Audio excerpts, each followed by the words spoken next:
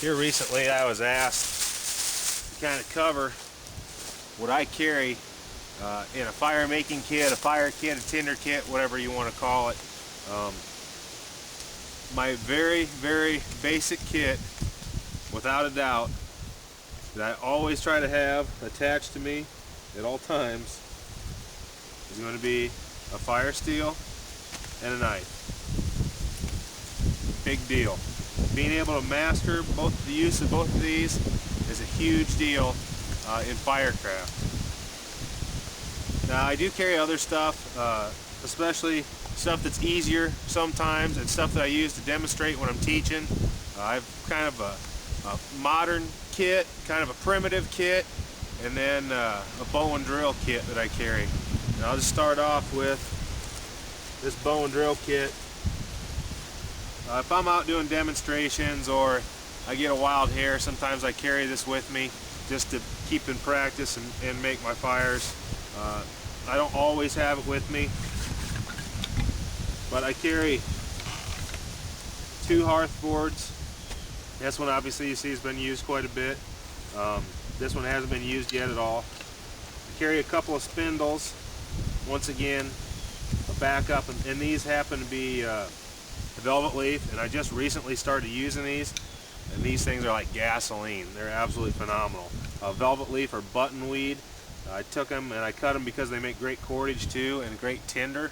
The bark will shred up real fine and make great tinder, but they work very, very well for spindles.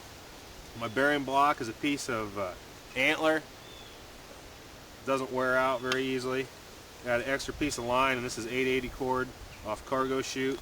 And then I carry with me a takedown bow. And all this is a piece of deer bone that I wrapped artificial sinew on, and then a couple pieces of hackberry, and put that line on there, give it a little stretch. And it's not the biggest bow, but it works just fine, and plus I don't have to carry a big long bow with me, and I don't have to make one every time. So that's just a real simple little bow and drill kit I carry around, just to keep practiced up on it, and for demos and stuff. Not a big deal, but I will tell you this, I don't count on that as my primary means of starting a fire. I don't think that's a real good idea. There's a reason we're not cavemen anymore, and we don't have to rely on that stuff. We have other materials and other techniques that we can use. Something to go along with that bow and drill, or even for any type of stuff where you're just getting embers or coals. I carry a little bit of a tinder bundle with me. This is shredded inner bark from the basswood. I shredded it up real fine. It works pretty good. I mean, you can use jute twine, you can use cedar bark or whatever. But once again, this is basically for demonstrations, or if I just want to practice. A lot of this stuff is just trying to keep up on my own skills. This is a military first aid kit. It used to be issued kits that they give out to the guys. I don't know what they give out anymore, but it's pretty close to waterproof. Nice solid case. It fits real well in one of my Maxpedition pouches too. As a side note, I've had a lot of people ask me about going over what's in my pack that I carry and what's different from a few years ago when I did that other kit, so I'll be doing that. But anyway, in here I carry a lot of different means to demonstrate and show different ways. The matches that I carry, the UCO, you guys see me use these on like my long fire video. The funny thing is the other day I forgot to put the striker in there. I went to demonstrate to class and I was like, oh, well, that's not very cool. But luckily we had a spare, so it worked out pretty good.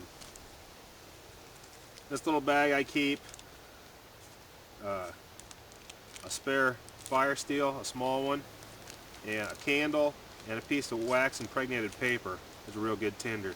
This candle I took and flattened it down on one side. That way it lays flat, and I can use my fire steel to light my candle, and I don't have to waste matches or anything else.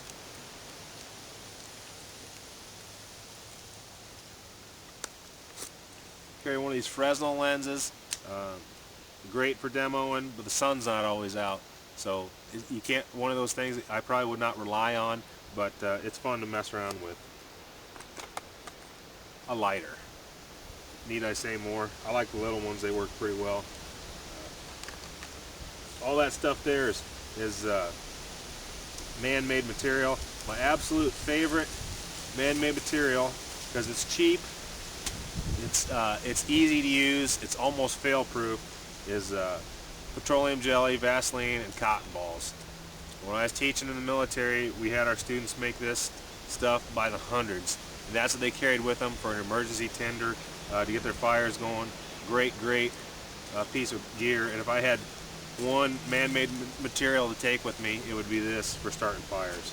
Very good. Now the top of my list for natural materials would be fat wood, pitch wood, all kinds of different names for it, but I know lots of people know about it. It comes from damaged pine trees or roots. Works very well. I carry some coal extenders. This is more natural material. Got changa fungus and punk wood. And once again, for dealing with embers or coals, or when you're dealing with char cloth, it works real well. Trioxane Tablet, another fail-proof. Lights very easy with a spark. Military, comes in a box of 3 usually. They have smaller tablets and larger ones. This tablet right here will get even wet wood going. Works very well, very reliable. You have to keep it airtight though, because if you don't keep it airtight, it kind of powders up and won't work as well.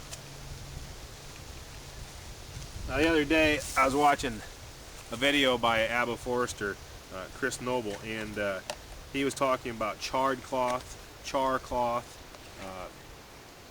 punk wood, touch wood, and all different things, and it made me kind of start experimenting with stuff. I got a sealed container here. If I can get it open now. There we go. Airtight container, and inside here, taking a couple pieces of cotton webbing and charred them, and they catch very well with just a spark, and you can use these to blow your tinder bundle into flame. Fun to mess around with. And I did the same thing with some punk wood. You just light it on fire, snuff it out, put it in an airtight container, and it catches a spark very easily. But if you get a chance to watch Chris's video, it's Flint and Steel University. It's a very good video, very informative. So that's fun to mess around with. And last but not least, Altoids tin. This is what I use to char some stuff. I have a Flint Striker that I bought. A couple of pieces of quartz. This is red Sioux quartz, and I'm not sure what this quartz is, but these are local. I find these all over the place. Some people think you can't use quartz, you have to have flint, you have to have chert. That's not true. Quartz will throw sparks just as well as anything else, and lights very well. This is a piece of basalt. I like it. It works very well also, and I have yet to char these, but this is real thick cotton webbing. I found out that the thicker material that you char, the easier it is. It stays together easier, doesn't quite crumble apart. Alright, so that is, in a nutshell, what I carry in that Condor 2 that I have. Now, is this what I carry all the time? No. I'll switch things around a little bit, mess around, but as a bare minimum, Vaseline and cotton balls is probably my favorite, and next to that, Trioxane and pitchwood, but everything else is fun to mess around with, and it's good to practice with. Just remember to have a fail-safe with you that'll work all the time. Most of the time, you know, people that practice this kind of stuff, carry this type of stuff, usually don't have to use it in emergencies, because they don't have emergencies because they're prepared. And that's the big thing that people watching these type of videos and on the forums that I'm on are real good about. So anyway, I hope that sates a few people's questions, and if you want to know anything, just let me know.